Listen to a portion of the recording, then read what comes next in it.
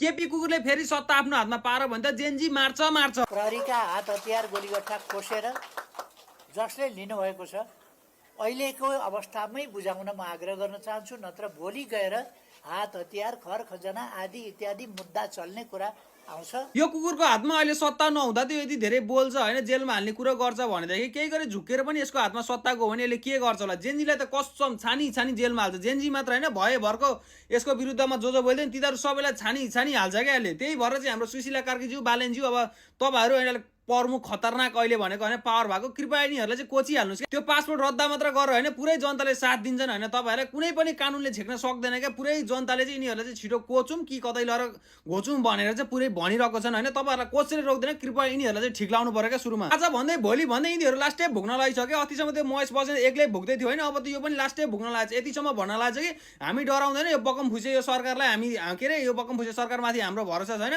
हामी आफ्नै तरिकाले देश चल्छौँ, अझै पनि आफ्नै हातमा सत्ता पार्छौँ भनेर डाइलग दिइरहेछ क्या।